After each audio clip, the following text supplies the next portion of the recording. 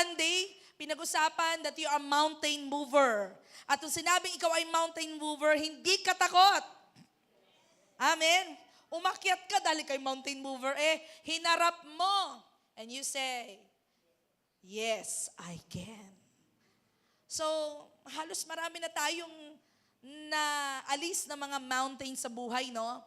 Lahat ng takot, lahat ng mga bagay na hindi natin kaya, lahat ng kahinaan, lahat ng parang mahirap para sa atin, pinag-usapan natin nung Sunday na kaya natin because through Christ who gives us strength. Amen? And naniniwala po ba kayo na meron pang mga bagay na kailangan tayong alisin? May mga bundok pa na kailangan nating patagin. Sino po din excited na bago po matapos ang buwan na ito, patag na ang mga bundok niya sa buhay. Gusto niya nang tanggapin ang mga pangako ng Diyos. Amen. Kaya sabihin mo sa katabi mo, kung may nakaharang pang bundok, papatagin na natin ngayong araw na ito. Amen. Amen. So, meron po ba tayong gusto pang, may mga bagay po sa buhay natin na gusto nating balikan. Ano po? Pero may mga bagay sa buhay natin gusto nating kalimutan. Amen. Ano po yung kalimitan na gusto nating kalimutan? Yung mga pagkakamali natin noon, mga maling desisyon, mga panahong tayo ay naligaw ng landas. Amen. Mga pangit sa buhay natin noon. O, huwag mo naman titingnan yung katabi mo. Okay? Okay? So, it is also the mountains na meron tayo, our past. Mga nakaraang buhay. Mga pangit na nakaraan sa buhay natin. Mga bagay na noon, tatawanan mo na lang ngayon. Tama po ba? Amen? At minsan nga iniisip natin, kung hindi man ito pa nangyayari, o wala pa itong nangyaring matindi sa buhay natin, sabihin po natin, kaya naman buhay ito, habang buhay na lang ba akong ganito? Pero ngayon po, gusto nating harapin ang mga bundok ng ating nakaraan. Sinong gustong harapin na ngayon? Para tapos na. Kaya hindi makapunta sa pupuntahan, palagi nakatingin sa nakaraan. And also, that's our mountains. Mga past natin, mga nakaraan, mga buhay na ayaw na nating balikan, no? At sabi po ng Lord ngayon, hindi mo na mababalikan yon dahil ito ay isang bundok na pwedeng mawala at pwede mong harapin ngayon ng bagong bagay na inihanda ng Panginoon. Amen. Tunay po na ngayon haharapin natin ang isang bundok uli. Ito yung mga past experiences natin, mga bagay na nakaraan, mga bagay na naging dahilan, o baka until now, yung nakaraan mo, andiyan pa rin kung bakit hindi ka pala makadiretso, hindi ka makatuloy. Parang may nahadlang pa. Alam mo, sasabihin mo, Reb, di na ako takot kaya ko na Pero bakit parang mayroon pang umahadlang? Sabi mo sa katabi, baka ikaw na yan.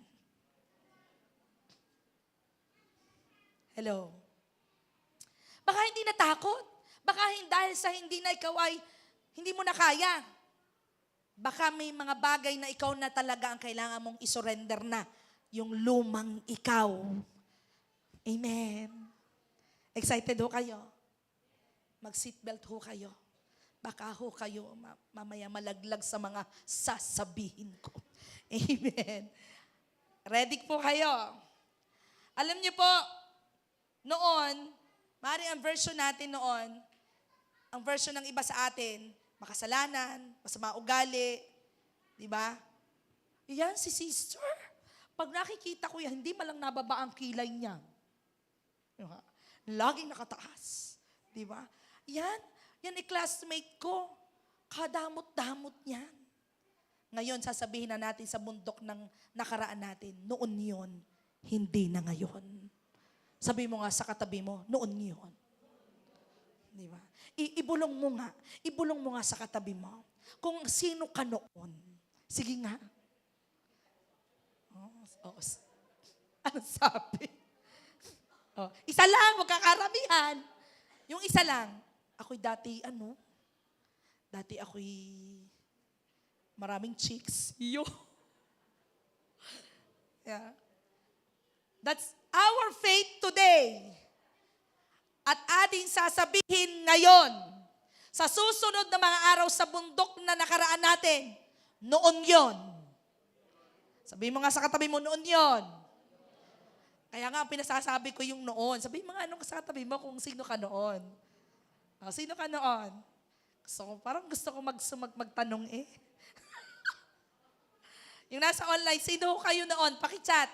At aking pong babasahin, mamay, sasagutin ko kayo. Sino ka noon? Diba? At ang ating pananampalataya, because gusto natin yung noon na yan, yung bundok na noon na yan, ay pumatag na. At pwede na natin sabihin sa ating sarili at sa iba, noon yon, hindi na ngayon. Yo. Amen? Amen.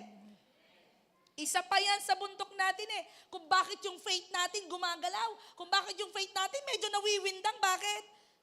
Hindi na po minsan sagot sa panalangin ay dahil ikaw ay walang pananampalataya eh. Alam mo po ang dahilan na? Isaiah 59 verse 1, James, minsan kasalanan na ang dahilan kung bakit hindi dinggin ng Diyos ang ating panalangin. Amen. Hindi na faith eh. Yung ikaw na, yung may kailangan baguhin na sa buhay natin. Tama po ba? Noon, nagkakamali ka. Noon, nasasaktan ka. Noon, naligaw ka. Pero hindi na ngayon. Sabihin mo ulit sa sarili mo, noon yon. Hindi na ngayon. So, usapan natin yan. 2 Corinthians chapter 5, verse 17. Sabi doon, ang sino mang na kay Kristo ay isa ng bagong nilalang. Nung Sunday, Philippians 4:13, for I can do all things through. Kaya natin because of Christ. Eto guys, because si Jesus ay nasa iyo, ikayo ay kaisa. Kayo ay belong to Jesus. Sabi doon, bago ka na. Wala na ang dating pagkatao, binago na siya. The Lord bless His word. Wala na naman tayong itatapong salita dito guys. Ang sinong mang na kay Kristo ay isa ng bagong nilalang. Kaya alam niyo po, si Lord ay hindi nag-e-expect sa mga taong walang Kristo kung siya ay mababago ba o hindi. Pero alam niyo po, si Lord ay nag-e-expect sa atin na ang ating mga bundok ng nakaraan, mga pangit nating ugali, mga pangit nating salita ay tapos na noon dahil ngayon tayo ay kabilang na kay Kristo. Amen. So, sino mang na kay Kristo ay isa ng bagong nilalang. Wala na ang dating niyang pagkatao. Binago na siya. Sabihin mo nga ulit sa katabi mo, kita ko, nagbago ka na. Sabi nung isa, nagbago ka na. Dati mataray ka, ngayon mas tumaray ka.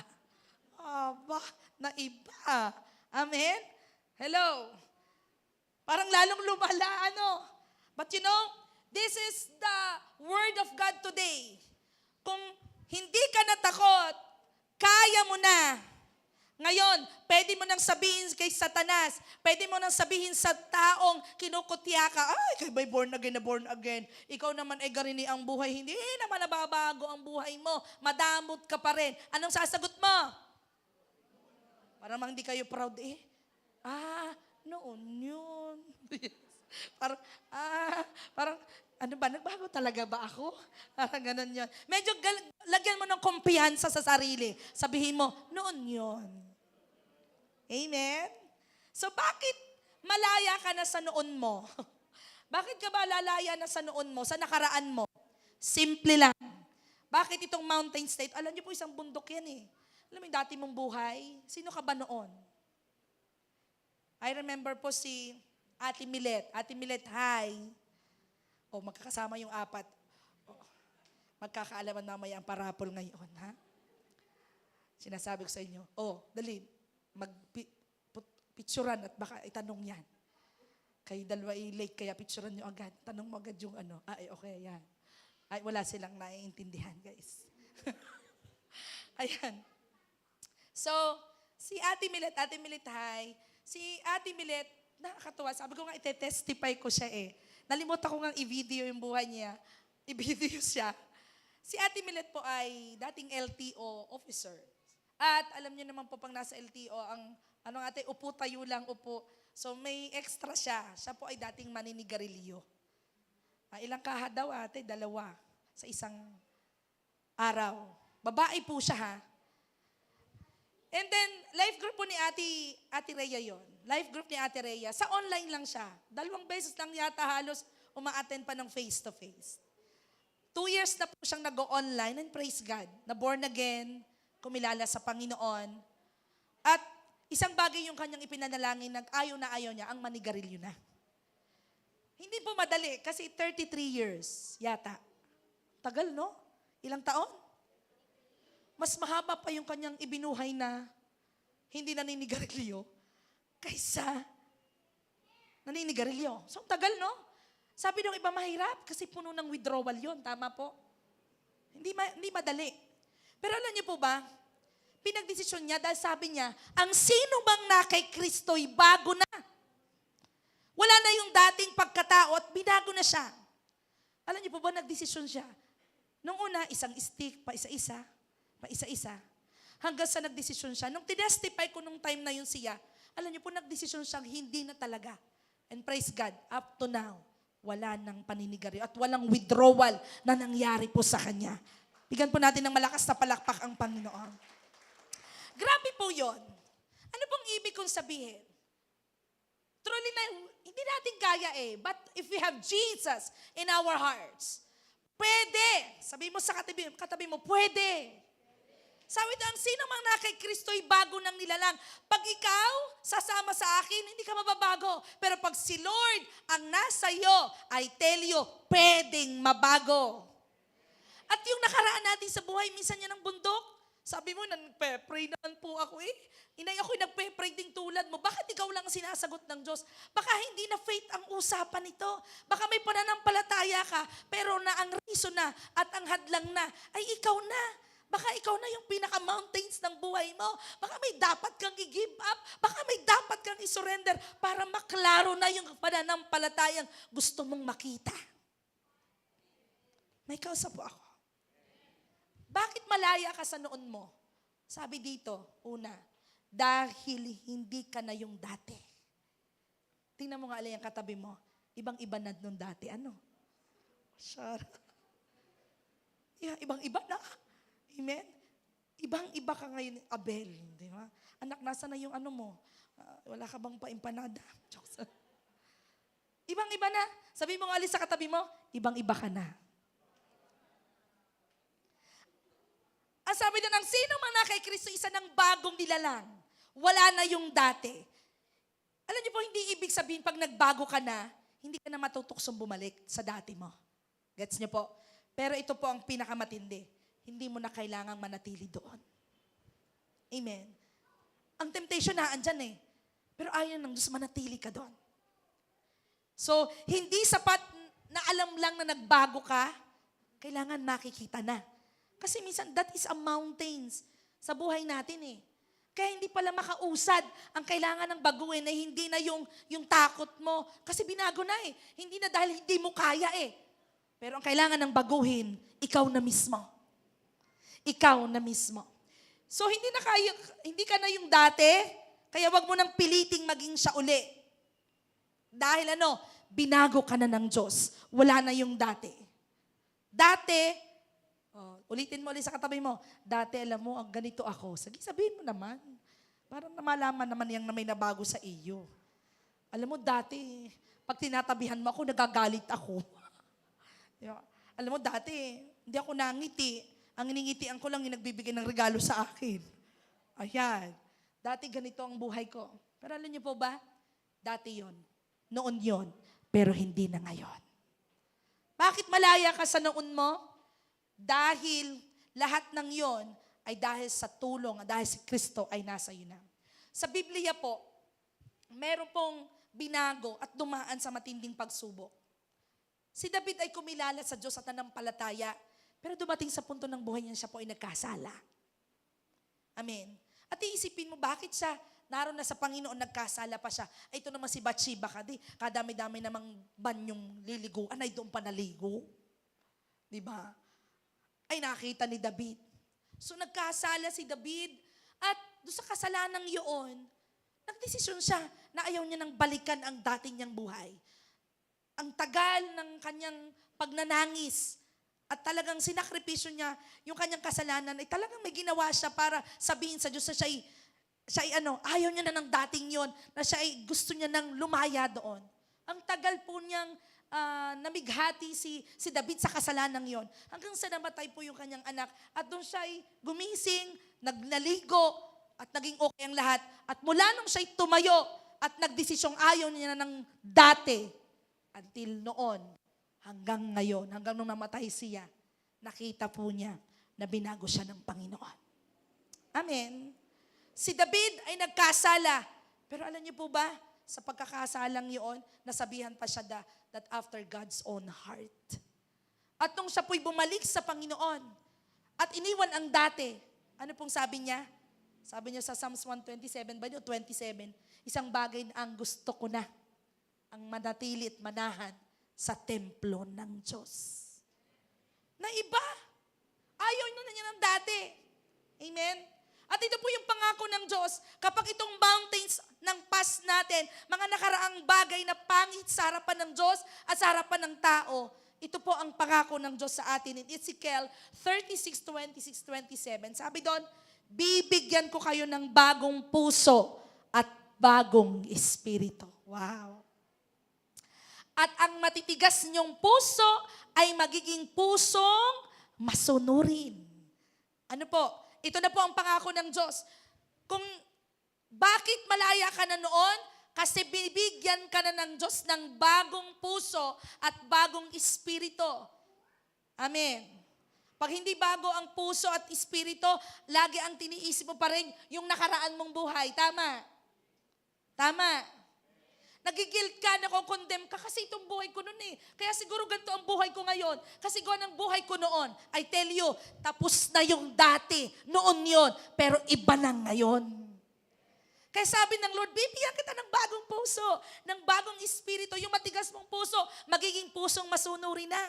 Next, sabi po doon, ibibigay ko rin sa iyo ang aking espiritu. Wow.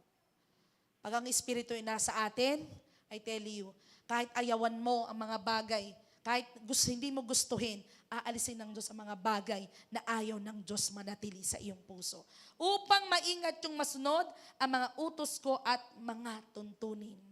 At isa pa pong pangako ng Diyos, kapag itinuloy natin yung buhay nating wala na yung dati na buhay, may bagong langit na inihanda ang Diyos. Amen.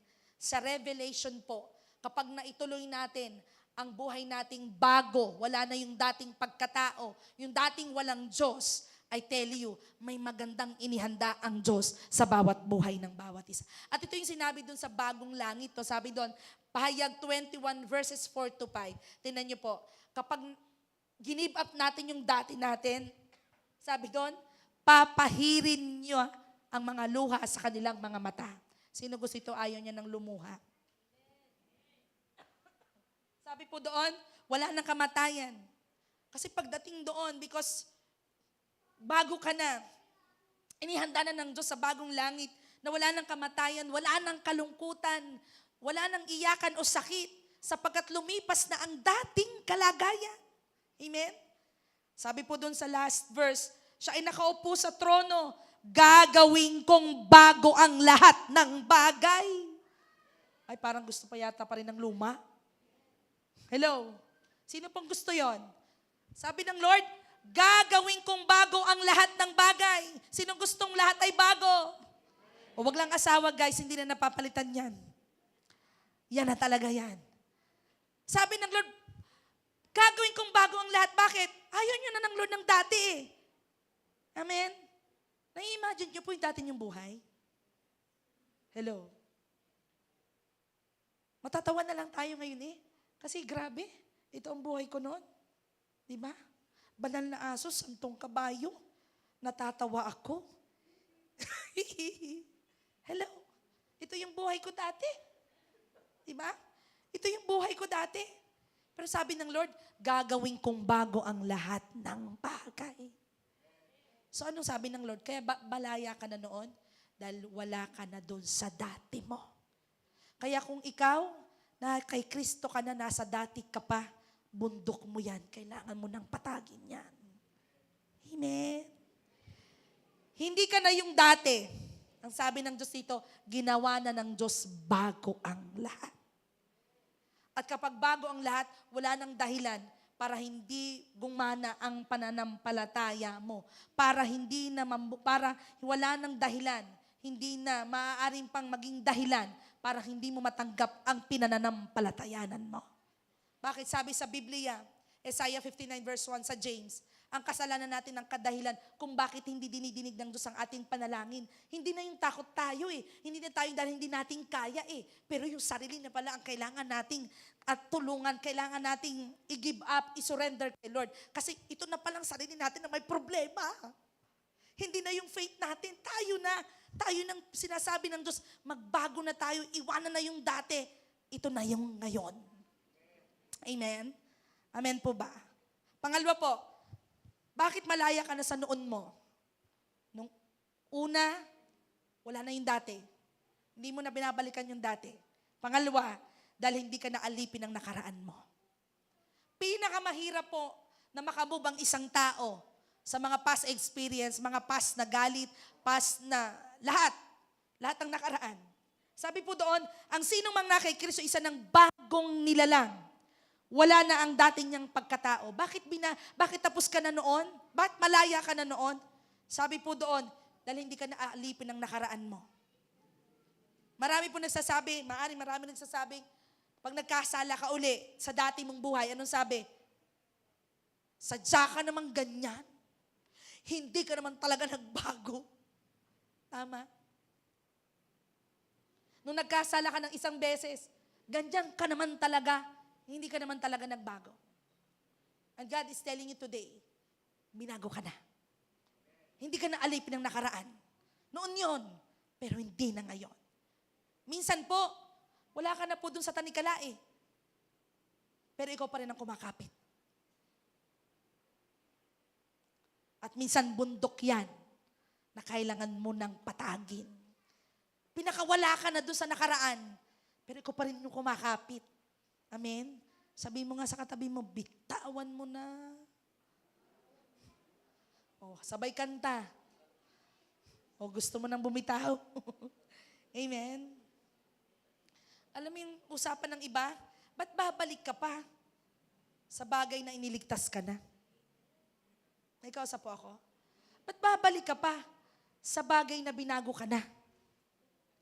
Bakit babalik ka pa sa mga bagay na nasaktan ka?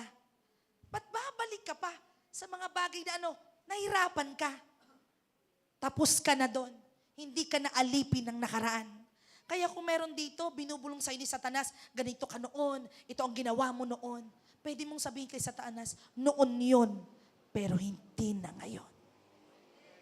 Kasi matindi yung guilt Matindi yung condemnation sa heart, sa isip natin. Pero palagi mong sasabihin, na yung mountains na dinadaanan mo sa past experiences mong pangit, mga buhay na hindi naging tulong para mabigyan ng kaluwalhatian ng Diyos. Pwede mong sabihin kay Satanas sa sarili mo, noon yon, pero ngayon binago na ako ng Diyos. Sige po, palakpakan po natin ng Panginoon. Thank you, Lord. Kaya, palagi niyo pong tatandaan ang freedom ay napaka-useless po kapag lagi mong pinipiling bumalik sa chain mo. Wala na. Sabi ng Lord, kay Kristo ka na, bago ka nang nilalang. Ikaw naman, binigay na sa yung freedom. Pero parang binabalik ka nung parang doon sa kulong ka na. Kasi ito na yung parang guilt na, condemn ka na. Hindi na siguro talaga ako magbabago. Kahit ikaw, hindi ka na naniwala at nanampalatayang kaya kang baguhin ng Diyos. Samantalang naniniwala ako na merong matinding pagbabago ang Panginoon. At sabi ng Lord, ikay bago na. Nung ikinasa, akay bago ka na. Wala na yung dati mong pagkatao, binago ka na. Imagine niyo po, kahit si Lord, nagdedeklara siya ng lahat ng nasa kanya'y binago niya. Ikaw naman, hindi ka na nakamove on. Ang sabi mo pa rin, sadyang masama ang ugali ko, huwag kang lalapit sa akin. Amen? So, dapat pinamumuhay na natin para po yung mga mountains of mga past experiences natin, mga nakaraan nating inaalipin tayo, maipamuhay na po natin, yung choices mo, yung salita mo, sabi ko kaninang umaga, dati ang imig mo, puto ko tsinta bibingka, puto bumbong. Ngayon ay praise the Lord. All right? Hindi na yung dati. Amen? Lagi ko aalala yung aking unang taon dito sa Lukban Jablo, jablig. Oo. Akala ko yun nung una, talaga ako yung nervous na nervous ako. Mayroon ako nakatabi sa jeep. First time ko naman kasi dito sa Lukban eh. Makikiabot nga ining aning bayad ko. Kinuha ko na may nalaglag. Ay, jablo ka. Ay, Diyos ko, Panginoon. Hindi ko lang masabing pastora po ako. Talagang ako first time ko. Dahil ako po sakay pa doon sa mahabang jeep ba. No, kasi 2015 ako naging pastor dito. Malay ko namang yun ay mga salitain ng mga lukbanin. Ay makikiabot nga ining ng bayan, ay nalaglag ko. Sabi, jablo ka. Ay, Diyos ko. Imagine ko, may nakita ba siyang sungay sa akin? O ano man. Nung naalaman-lamanan ko pala, ito pala ang salitain dito. Okay? Mga 2018-19, jablig na iba na. Diyos ko. Hello. Amen. Yung salita po natin, huwag ka na maging alipan ng nakaraan mo. Alam mo, mountains mo yan. Lagi mo sinasabing, hindi, talagang hindi ako malakas kay Lord. Hindi talaga dinidinig lang ng aking pananampalataya sa aking mga panalangin. Hindi. Alam mo, ang mountains mo, kung bakit yung faith mo, hindi makaarangkada, yung sarili mo na. Tama. Pinakamahirap kalaban yung sarili. Tama po ba? Lagi mong tinuturo yung iba, ikaw may dahil na siguro hinahadlangan mo yung prayer ko. O hindi. I tell you, yung nakaraan mo, baka alipin ka pa rin. Alam mong na kay Kristo ka na, pero hindi pa rin kay Kristo ang ginagawa mo. Kaya minsan, yung panalangin mo, hindi makarating sa kung anong dapat ibigay ng Panginoon. Kaya wag mo ikukumpara, bakit si inay, lagi na lang dinidinig ng Diyos ang panalangin? Bakit ako hindi dinidinig ng Diyos? Baka may mga bagay kang dapat ikaw mismo ay tinuturuan ng Diyos at ikaw mismo binabago ng Diyos. At dun sa pag nabago ka at nakita mo yun, I tell you, ang ganda ng inihanda ng Diyos. Palakpakan po natin ng malakas na malakas ang Panginoon. Hindi naman po instant ang pagbabago, pero it's a daily decision. Lagi mong pagdesisyonan. Ito po ay hindi instant, pero palagi mong pagdesisyonan araw-araw. Because we are in the world. Andito tayo sa mundo. Nasa flesh tayo. Ang dami pwedeng maging cause na daling ka uli sa nakaraan at alipinin ka sa nakaraan.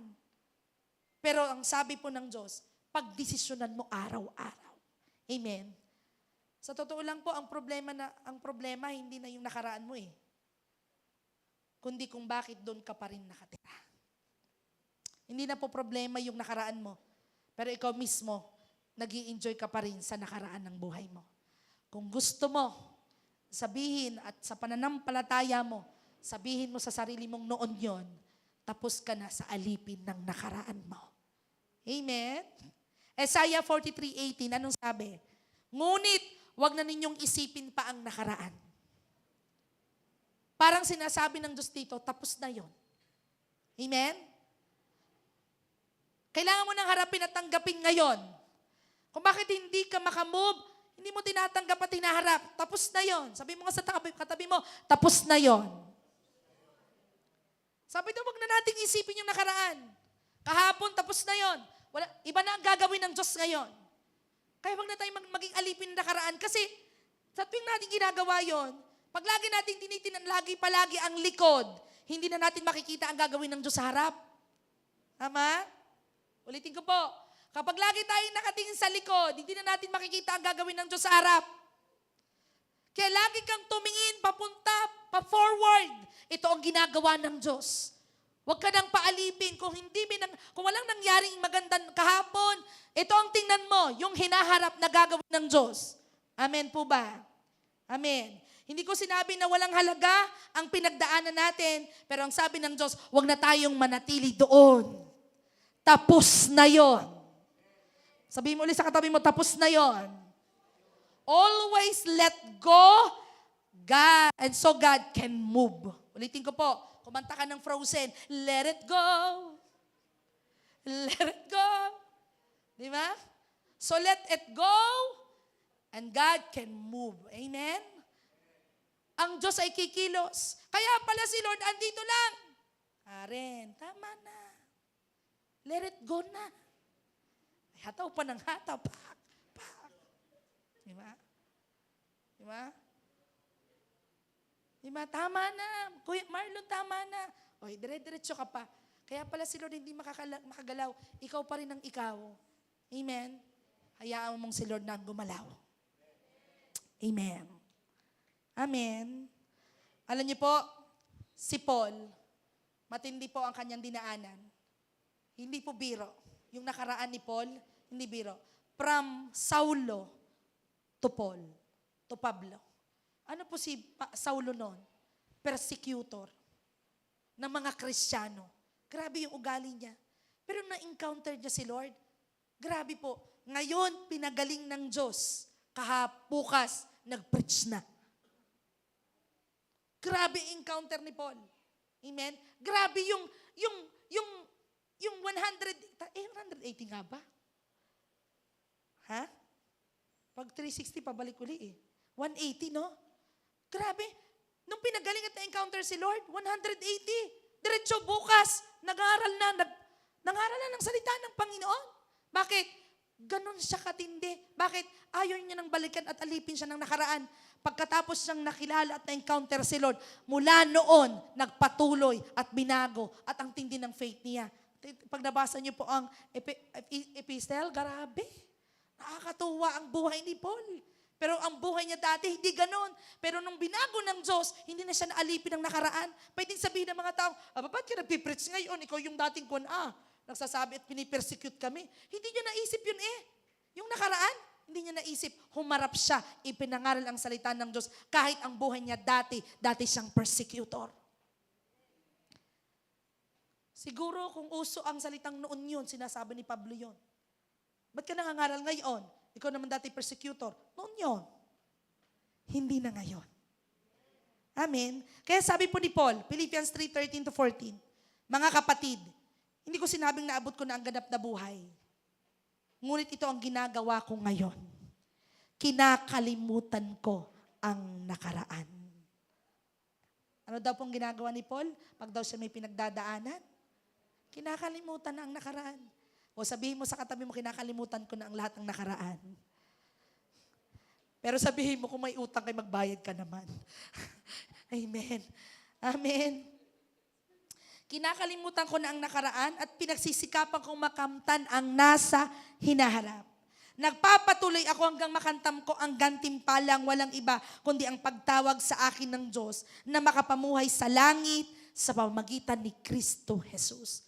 Alam niyo po, sabi ni Pablo, kinakalimutan ko yung nakaraan ko.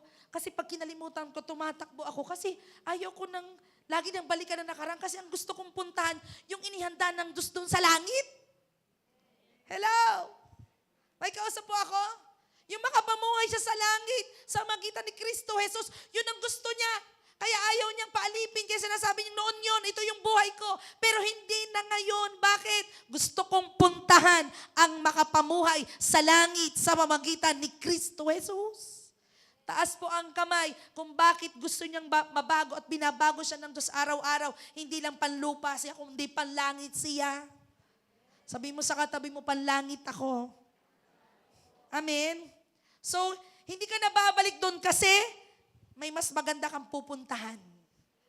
Yung nakaraan mo, yung pagiging alipin mo sa nakaraan mo, yung mountains ng nakaraan mo, hindi mo na yung babalikan. Bakit? Mas maganda ang inihanda ng Diyos na iyong pupuntahan. Palakpakan po natin ng Panginoon. So, huwag ka naman agad pupunta. Marami pa tayong pupuntahan. Okay, huwag ka munang pupunta doon. Ang bilis ko naman. Tayo mo na yung magyabangan. Tapos na po ako eh. Okay? And sobrang, yung realization, alam niyo po, nung pinag-aaralan ko nung nakaraan, sabi ko, hindi na faith eh. Hindi na dahil mahina tayo eh. Baka sarili na natin na may problema. Baka ito na yung mountains natin. Andiyan na si Lord eh. Kumikilos na ang Panginoon eh. Pero ang may problema na baka siguro ay tayo na. May kailangan tayong isurrender. May kailangan nating kalimutan na. Tapusin na. Para makausad na. Last po, bakit malaya ka na noon? Pwede mo nang sabihin na noon yon at hindi na ngayon. Ito po ang pinakamatindi. Dahil may bago ng kwento ang Diyos sa buhay mo. Sino pong gusto dito, pwede niya nang ikwento ang bagong buhay na inihanda ng Diyos sa kanya? Sino pong gusto ang bagong kwento ng kanyang buhay? Sabi mo sa katabi mo, tapusin mo na ang nakaraan mo. Amen. Ano pong sabi doon 2 Corinthians chapter 5 verse 17? Ang sino mang na kay Kristo ay isa ng bagong nilalang. Kabuuan ng verse na ito, sabi doon, wala na yung dati niyang pagkatao. Binago na siya. God is telling you today, bakit noon yon? Dahil may bagong kwento, may bagong istorya na ang Diyos sa buhay mo. Amen.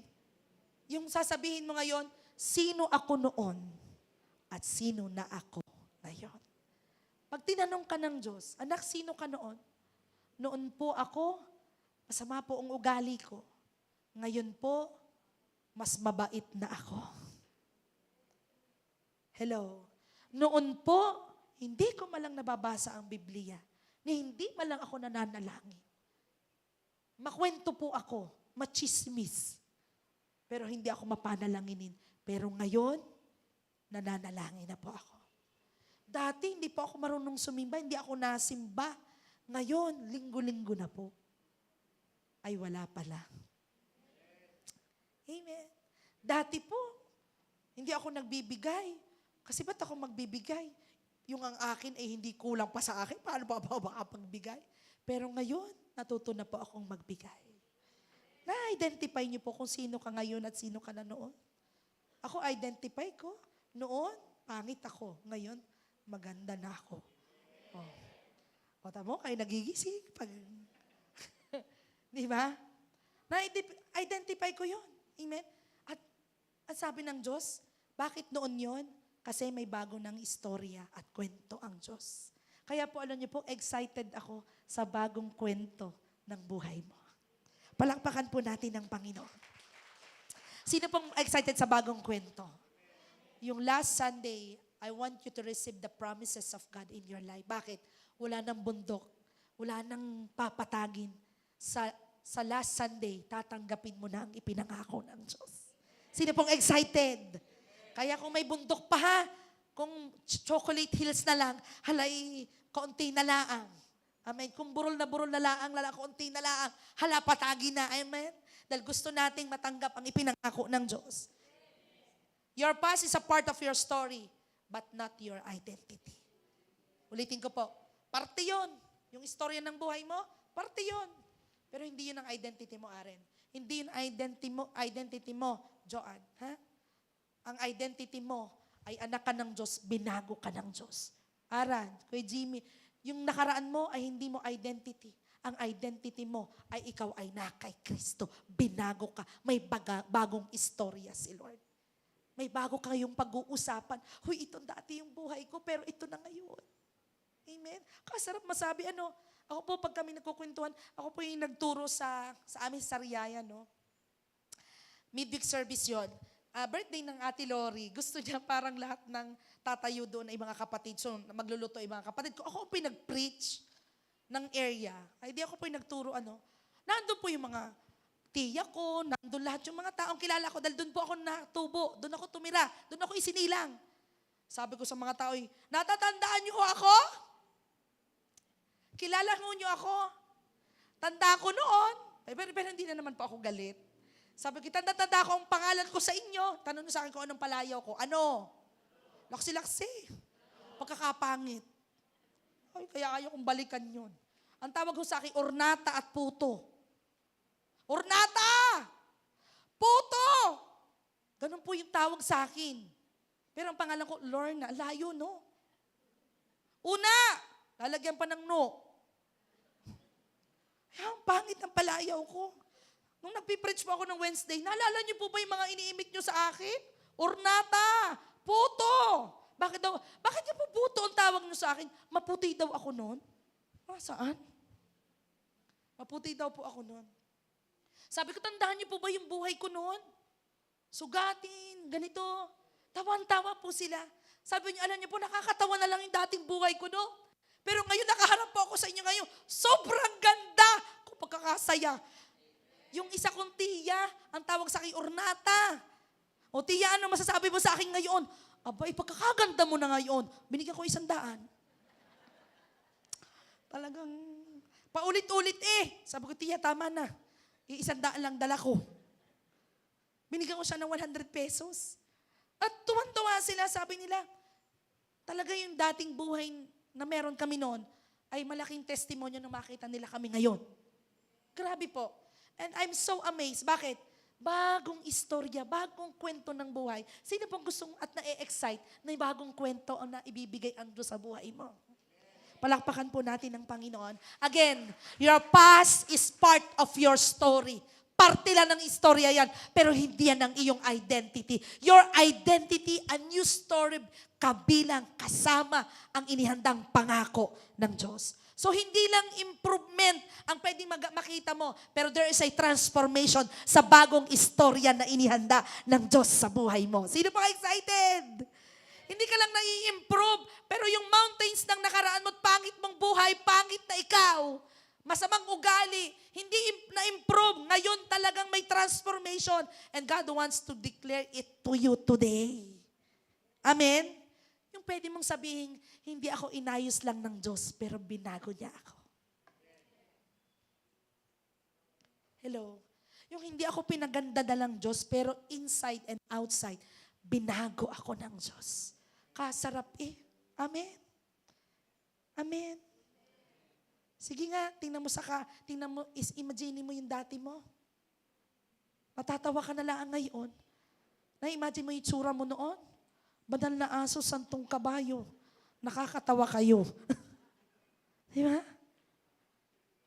Ito ka na ngayon. Ang bago ng story. Amen? Hello? Ibig sabihin, ang story mo, may bago ka ng identity. May bago ka ng direksyon. May bago ka ng purpose. Amen? So, hindi ka define ng past mo, kundi define ka kung sino si Kristo sa'yo. Amen? Kaya, we are so blessed that this kind of mountain ng past experiences, past mga pangit na ugali na wala si Kristo noon, ay tapos na yon. Hindi ka na alipin doon. May bagong istorya ng ibinigay ang Panginoon. Isaiah 43:18-19, sabi doon, ngunit wag na niyong isipin pa ang nakaraan. Ano pong sabi? Dahil bagong bagay na ang gagawin ko. Wow! Sino pong excited sa bago? Bagong bagay na ang gagawin ko. Ito'y nangyayari at nakikita na ninyo. Sabihin mo nga sa katabi mo, nakikita mo na ba? Amen? Ito'y nangyayari na at nakikita na ninyo. Sabi doon, gagawa ako ng daan at mga bukal sa disyerto. I tell you, yung disyerto gagawing bukal ng Panginoon. Imposible yon. Pero gagawin ng Diyos yon dahil gusto niya maging bago na ngayon. Amen? Mahirap magkabukal sa disyerto, pero kayang gawin ng Diyos yon. Bakit? Sabi ng Lord, bago na. Tapos na ang nakaraan, bago na. So binago ka na ng Diyos, kaya yung lifestyle natin baguhin na rin natin. Amen. Alam niyo po, si Paul, si David, si Peter, sila pong lahat nung binago ng Diyos, grabe, from sin to holiness, from darkness into light, from nothing into something. Bakit po? Dumiretso. Inalis ang bundok ng pangit na buhay, pangit na pag-uugali, pangit na pagkatao, mula doon sa darkness into light, from nothing into something. At ayun po ang gagawin ng Diyos. So, I will end for this question, no? May mga bagay ba na dinadala ka na dapat mong iwanan mo na ngayon? Hanggang ngayon, dala-dala mo pa rin. Bundok pa rin ng buhay mo. Sino po ready ditong i-close na yung chapter na iyan? Ayoko na nito. Sino gustong i-close na yung chapter na iyon? Gusto niyang magbukas ang Lord ng new chapter. Di ba? The new chapter of Trisha. Wow. A new story of Ayela. Oh, sarap. Bagong kwento ng buhay. Bakit? Tapos na yung mga bundok sa nakaraan. Amen? You know, we receive salvation, no? Pero ang transformation is a daily decision. Amen? We receive salvation. We always accept Jesus as our Lord and Savior. Pero you need palaging magdesisyon daily sa transformation. Bakit? Marami naman talagang tukso. Maraming taong pwedeng ibalik ka sa mga nakaraan ng buhay mo. But you know, yung transformation at pagbabago is a daily choice. Piliin mo yon. Kasi kada pili mo, a new story ay inihanda ng Panginoon. Alam niyo po, nung binabasa ko ito, ang galing ng Diyos. Alam mo, pag ang tao nagkasala ka sa Kanya, tandang-tanda niya. Tama. Tama. Pero nung binabasa ko itong verse na to, naiiyak ako. Kasi walang alam ang Diyos na pangit sa atin. Kasi siya, napaka-positibong Diyos. Kasi alam niya, kaya mo na alisin at iwanan yung pangit na karaan. Ano, tanda niyo po, itong Revelation 2:19. Ano niyo po sabi dito? Alam ko ang ginagawa ninyo. Alam ko na mapagmahal kayo. Sa totoo lang, ang alam ni Lord, mapagmahal ka, hindi ka magagalitin.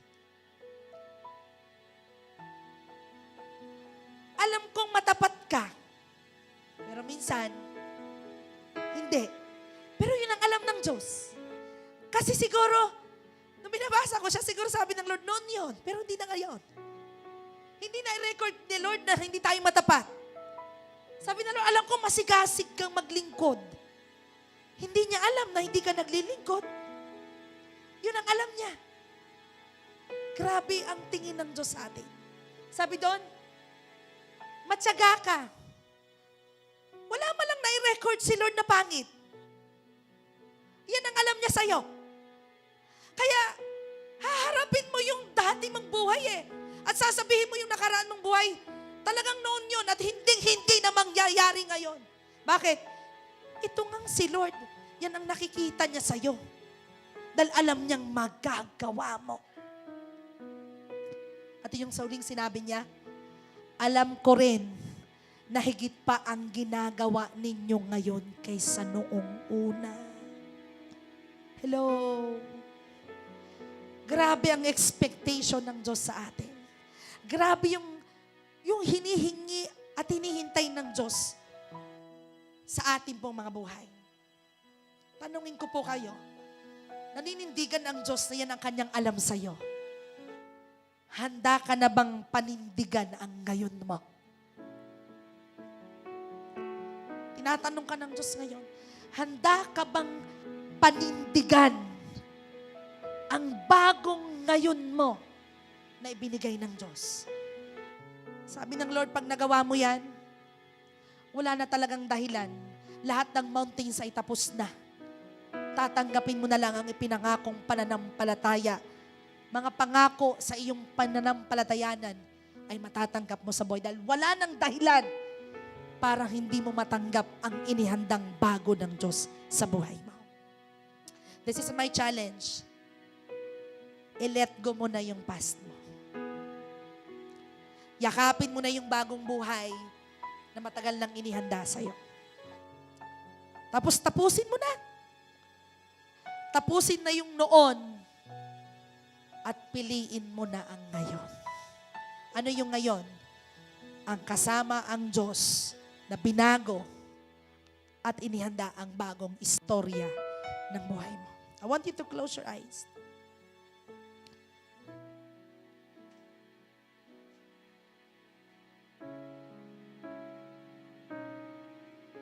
You're a mountain mover. At hindi ka matatakot. Wala ka nang hindi kayang gawin. Kaya mo ng lahat through Christ. And this is the last mountains that we have. Ourself. Our old self. Ang lumang ikaw. Ang nakaraan. Ang paulit-ulit na binabalik ni Satanas na gawin mo. Na nagiging bundok ng buhay mo para hindi ka umusad sa pananampalataya mo. Na nagiging cause ng delays sa faith na nilulook forward mo.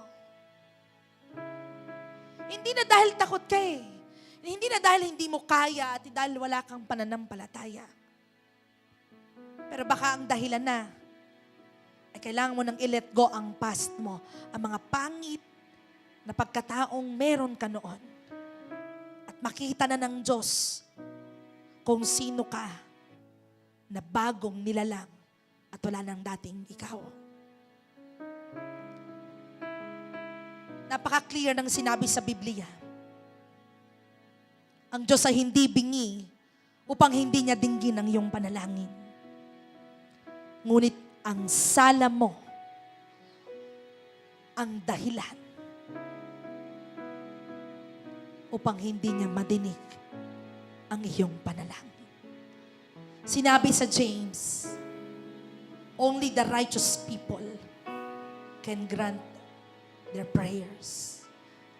Ang mga matuwid ang tinutugon ang panalangin. Baka kailangan mo nang i-give up at i-let go ang mga mountains mo. I don't know. Pero habang kang nakapikit ngayon, search your heart. This is a final decision. Dahil sa susunod ng mga araw, sasabihin mo na kay Satanas, sa dating mong ikaw, noon yon at hindi na ngayon. Ito na ako ngayon. Kung may bubulong-bulong pa sa'yo, pwede mo nang ilaban. That's your faith. Noon yon, pero hindi na ngayon.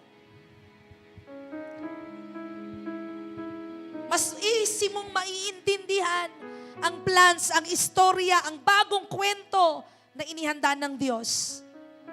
Dahil hindi ka na aalis o lalakad ang nag-iisa ka lang. Alam mong kasama mo na ang kabanalan, ang pagsama ng Diyos because you are belong to God. Mahirap yung dumadating sa punto ng buhay mo. Akala mo'y kasama ka, hindi pala. Akala mo'y kabilang ka, hindi pala. Kasi may mga bagay pang dapat i-give up, i-surrender kay Lord. I don't know. But I tell you, God is super great, napaka-grace na Diyos. Napaka-mahabaging Diyos. Naiintindihan ka niya, nalalaman niya ang lahat ng meron sa'yo. Sabi nga sa Biblia, nalalaman niya ang lahat sa'yo. Wala nga siyang pangit na alam sa'yo. Ang alam niya ay puro positibo. Ibig sabihin, God is looking forward na kaya mong i-give up, kaya mong i-let go ang mga mountains na ikaw ay inaalipin, ikaw ay nahihirapan, ikaw ay nakakulong. Hindi makita ang Shekinah glory ni Lord sa buhay mo because of that mountains. This is the moment. I-let go mo yung past mo. Yakapin mo yung bago. Tapusin mo na ang dati mo. Piliin mo na yung ngayon.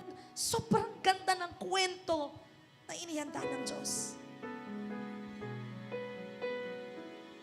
Habang inaawit ng music team ang awit na to. Again, commit your life to God. Make a final decision. Commit your life to God. To your hands, I commit again. God is so much excited for a new story ng buhay mo. You hold my world. He is so much excited Palm of your hand, na makapag-move forward kasama ka. At you know, sobrang excited ang Diyos sa bagong istorya ng buhay mo.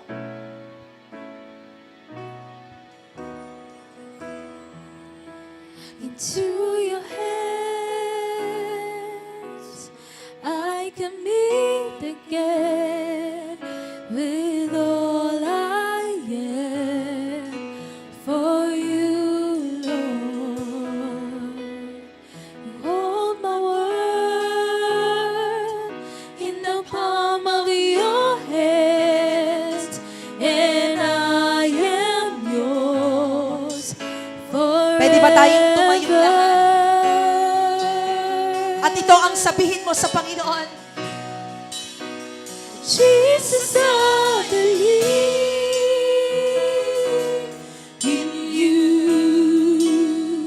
Jesus, I belong. Huwag kang matakot para i-let go ang past mo. to you. Huwag kang matakot na yakapin muli ang bagong istorya ng buhay mo.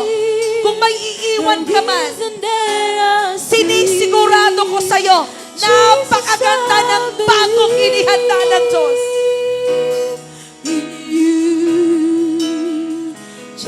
Kung mayroon ka mang isusuko, kung mayroon ka mang ititigil at tatapusin, gusto kong sabihin sa'yo, paniwalaan mong ibibilang ka ng Diyos sa inihandang bagong istorya sa buhay mo. Oh God. Touch your people, oh Lord Jesus. Jesus, I belong to you. You're the reason that I live, the reason that I see. Come on, say it, Jesus. Jesus, I believe in you. Jesus, I belong to you. You're the reason that I live, the reason that I see. With all I am, I walk with you.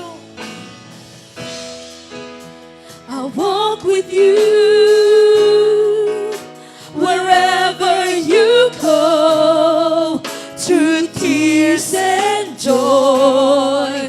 I trust in you, and I will live, yes, God, in all of your ways, your promises forever. Come on, say it. Lord, I walk with you from today hanggang sa susunod na mga araw. I walk with you Hindi mo na siya iiwan. wherever you go. Come on, say it. Through tears and joy, I'll trust in you, Amen. and I will live in all of your ways, your promises forever. Come on, yung pinakamataas na kamay at sabihin mo, Lord, I am belong to you. Jesus, I believe in you. Jesus, I belong to you. You're the reason that I live. Come on, the Lord is The looking reason that I for a new you. see. God is looking for a new you. God wants that you are na maging kabilang sa Kanya. Jesus, I belong. Wala ka ng dahilan. Ibang dahilan You're the reason kung bakit ka that nabubuhay. I live. Pero ang dahilan mo ay mabigyan ng kaluwalhatian ng Diyos. At yan ang pinaniniwalaan mo.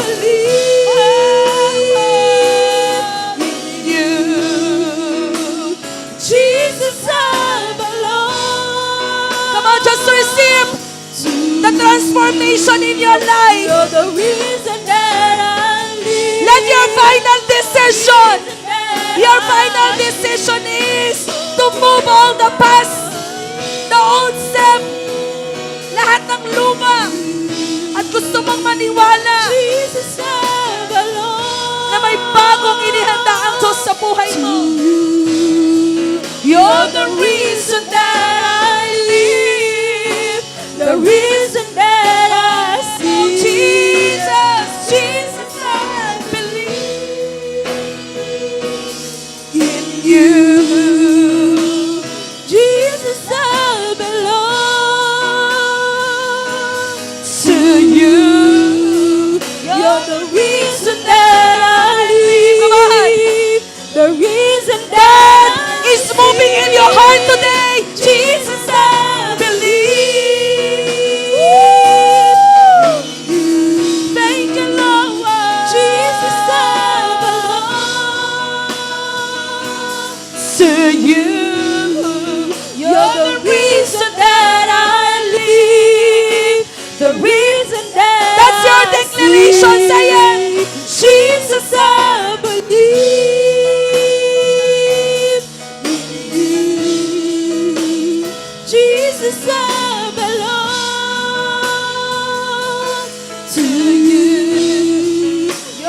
reason that I live, the reason that I sing.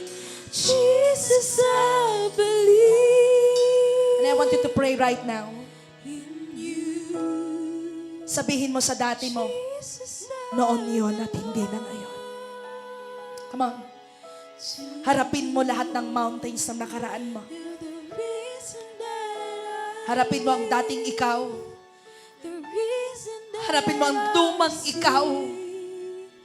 Jesus, At sabihin mo, noon yun at hindi na ngayon. in you. Come on. Make a decision. Jesus, I belong. Make a decision. Not improvement, but transformation. You're the reason that I live. Come on, pray. The reason Sabihin mo kay Lord, Lord, alam kong mahirap. Alam kong hindi madali. Pero tinatapos ko na ang noon ko. Tinatapos na ko na ang nakaraang at pangit na buhay. Dahil gusto ko na kung ano ang meron ako ngayon. You're the reason that I live. Come on, make a decision. The reason that I sing. With all I am. Come on. Just pray. Say it, noon yun. Kung may bunubulong pa si Satanas sa'yo, sabihin mo noon yun. Hindi na ngayon. Come on, pray. Make a final decision.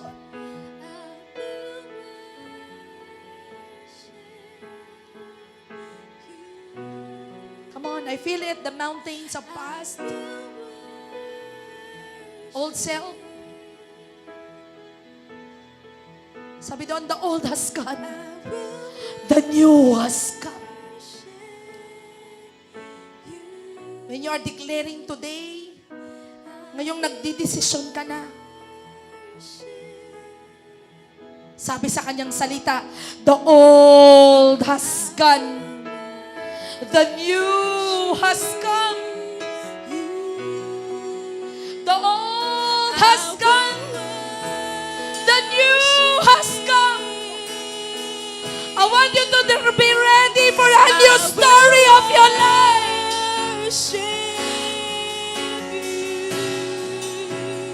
The old has gone. And the new has come. Receive. Receive today. The old has gone and the new has come. Prepare a new story, a new journey with full of faith, full of hope. Oh, Jesus, I will worship. Yan na yung idideklara mo araw-araw. I will worship. Oh, I will worship. I will worship you. Oh, I will worship you. I will worship.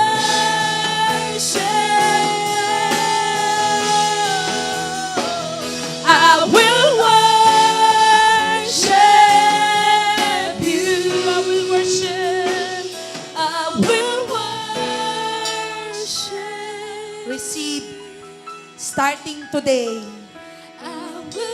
a new you. Ang bagong ikaw. Ang bagong pagsama. Ang bagong paniniwala. Ang bagong pagkatao. Ang bagong istorya na inihanda ng Diyos sa buhay mo. This week, my prayer, because you have a final decision for your transformation, my declaration, matanggap mo na ang breakthrough hinihintay mo.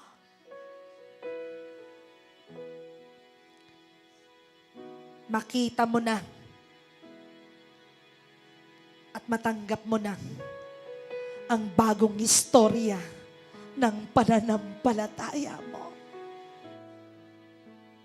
Matanggap mo na ang matagal mo nang pinaniniwalaan. That's my declaration starting today. Sa susunod na mga araw, i-enjoy mo ang bagong istoryang inihanda ng Diyos. Ang bagong journey ng iyong pananampalataya. Panginoon, marami pong salamat. Alam po namin hindi madali. Habang sinusuko namin ang lahat ng mga bagay na ayaw mo at ang gusto namin ang kalooban mo, alam po namin mas maganda pa ang inihanda mo sa mga bagay na iginibap at isinuko namin. Excited po kami, Panginoon, na samahan mo kami sa aming dinesisyonan. At bawat araw, makita mo kami na lumalakad sa iyong kalooban. Marami pong salamat. Tulungan mo kaming magawa ito hanggang para sa pagdating mo, yung faith na meron kami, marating pa namin ang langit na inihanda mo para sa amin. Marami pong salamat sa iyo po namin binibigay lahat ng papuri. Lahat po ng pagsamba, ito pong aming panalangin sa pangalan ni Jesus. Amen. Sabihin mo po sa 5 katao, noon yun at hindi na ngayon.